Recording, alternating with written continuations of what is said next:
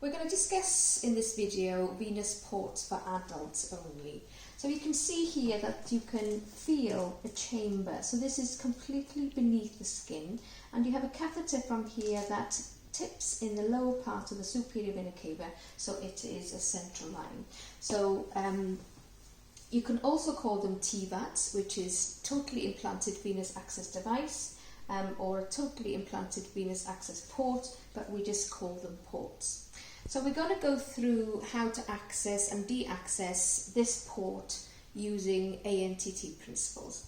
So the aim of placing a needle into this port is that you have to get the needle into this reservoir here. So this is the empty area here. So you get the needle through the silicone septum here, and if you feel the titanium plate at the bottom, it means that you've actually hit the bottom, so you're in the reservoir. So what this reservoir allows you to do is, if your needle's in here, then you can get a blood return from this catheter here that joins it, or you can flush fluids in through the catheter. What happens when you don't get this correctly is that your needle might be in the septum, so you won't be able to flush it or get a blood return from it. Another thing that you can do is completely miss the port altogether, and then you would potentially be infusing drugs into the chest wall or in the arm, because you can get ports in the arm as well. But if you get a blood return from the port, then you know that you're in this septum here. Okay, so we need to use specific non-coring needles. This one's called a Huber needle. And what you need to consider is the gauge and the length of the needle.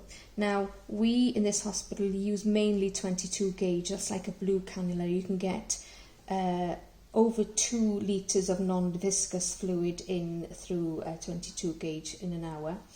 So then we consider the length. So you've got a 25 millimetre here, just for example, and a 19 millimetre, but they do come in different sizes.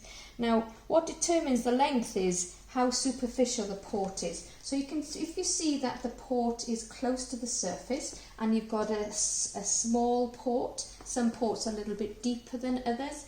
So if it's superficial and it's a small port, then you need to use a 19 millimetre, but it must be long enough to actually reach the reservoir. So I know this port is got a little bit of subcutaneous tissue, so we need to use the 25 millimetre. When you're palpating the skin, you can sometimes feel 3 little lumps. What that means is that it's a CT port, so you can put a CT dye through it.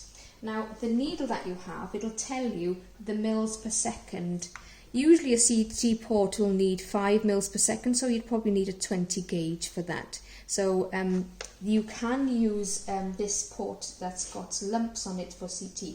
But that doesn't mean that if it hasn't got any lumps, it doesn't mean that you can't use it for a CT.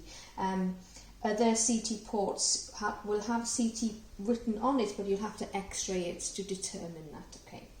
So the first thing you do is you need to clean your tray. So after you've washed your hands thoroughly or decontaminated your hands, you need to clean the tray thoroughly.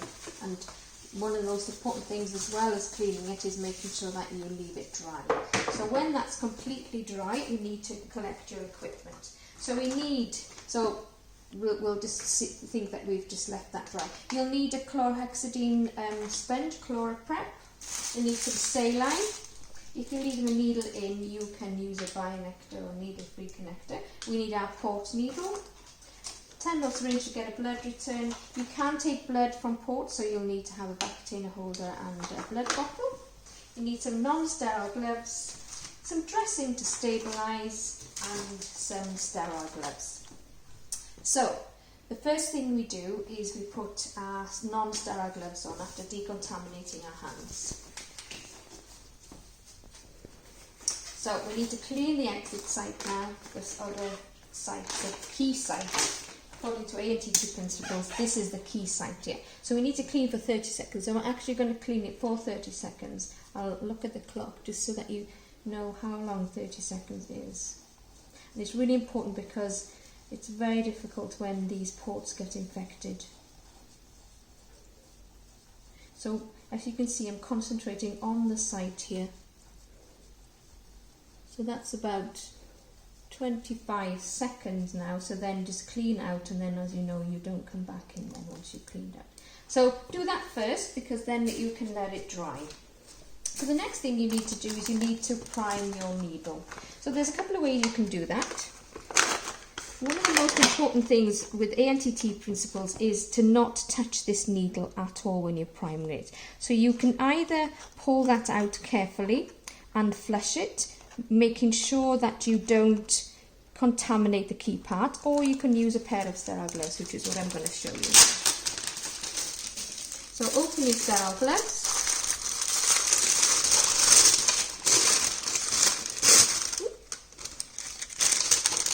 And then you can pop the needle onto the side of your sterile gloves.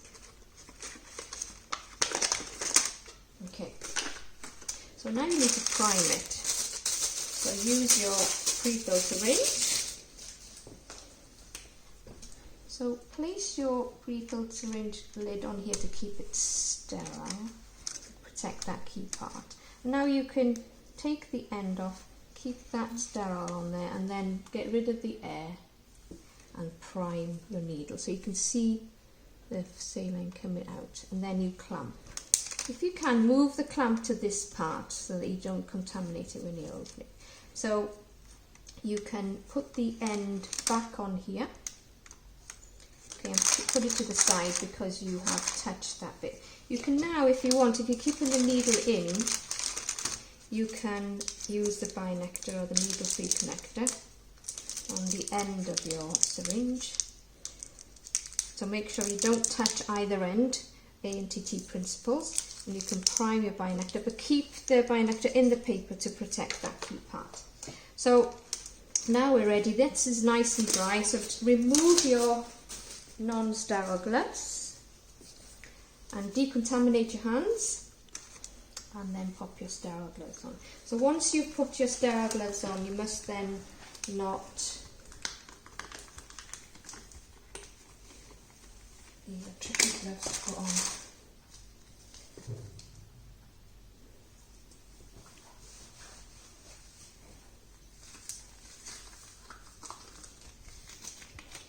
Okay, so I put my sterile gloves on.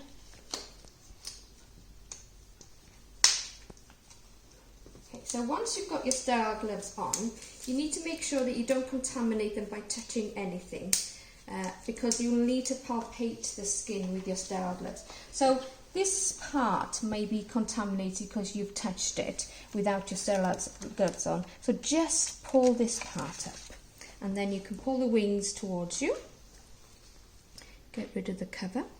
And now, because you haven't contaminated this sterile glove, you can then now palpate. So if you're feeling for those 3 lumps, aim for the centre, and if there's no lumps there, just feel the circumference of the chamber and then aim for the middle. So it's really important that you hold the skin down and then you go in at a 90-degree angle. You mustn't do this type of movement to get in. It's like a 90 degrees straight in, and then you feel the plate hopefully.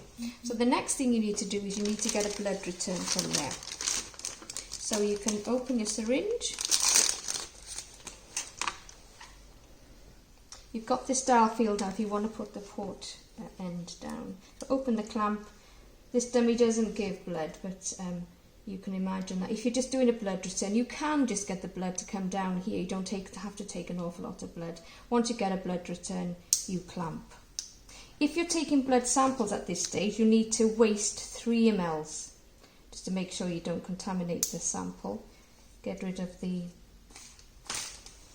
syringe, and then you can put this end on. It helps if you open this in advance. Okay, so then take the blood from it.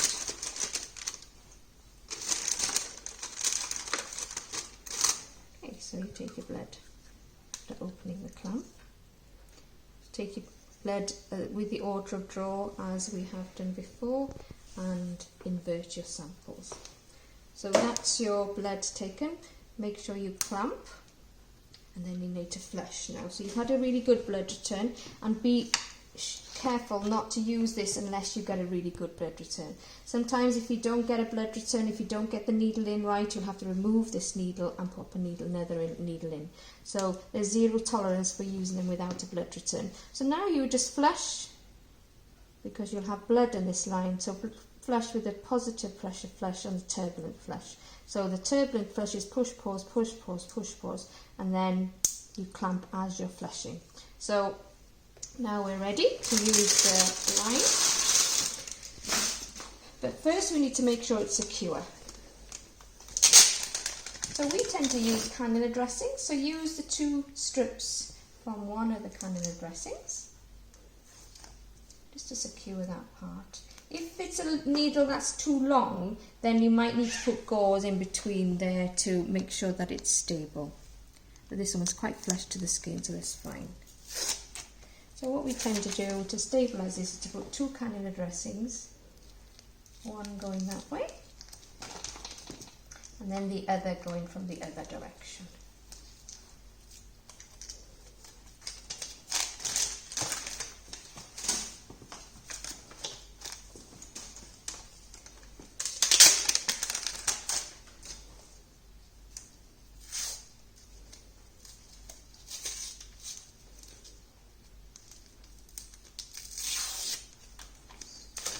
Okay, so you put the other one from this direction. You've got good stability for this port.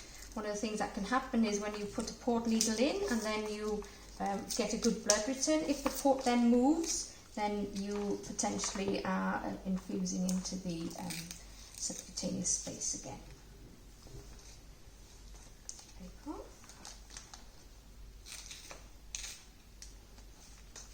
Okay, so as you can see, that's fairly stable there.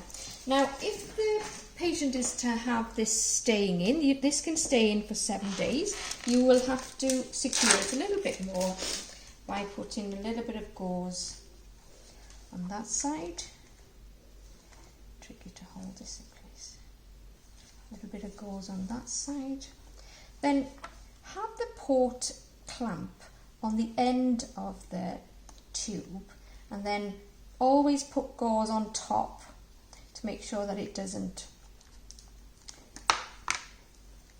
stick to the tegaderm or the dressing, and then put the tegaderm on the top of that then.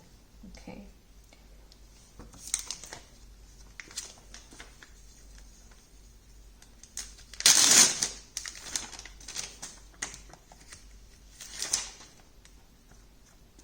Okay, so we've got the clamp that's visible,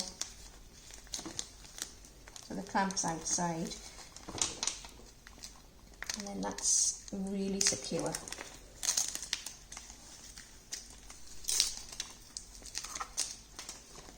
So make sure that this is looped up and that you've got gauze on the top and not directly the tegaderm, directly on the bottom gauze, so that you can use this port now and get a blood return. So get a blood return every time that you use it. So now we need to de-access this port, i.e. you need to take the port needle out. So as of April 2020, we're now only flushing port with saline. So we don't need to flush with any type of heparin, either Hepsal or heparin 100 units per mil. It's saline for every eventuality, so no more heparin. So you can just take these dressings off just by loosening them. They're a bit tricky to take off.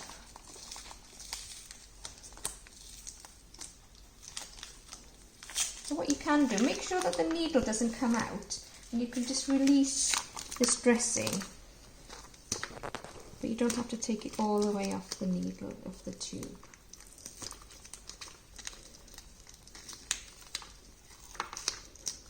So just be careful to leave the needle in. Okay, so you can leave it like that if you want to, it's not a problem. I'll take that off. Okay, so now what you need is you need to de-access it by flushing it with saline.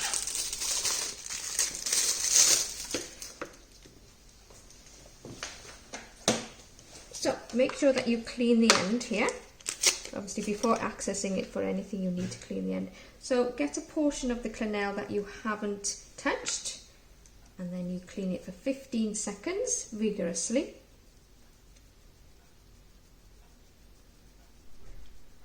Then you make sure that it's completely dry before you access it. So the way you know that it's dry is to look at it and make sure it's not shiny anymore. So you need to wait. So once that is dry, you need to do a positive pressure flush and a turbulent flush. So get rid of your air. That's completely dry. So you need to open the clamp and do the turbulent flush, which is a push, pause, push, pause, push, pause, push, pause.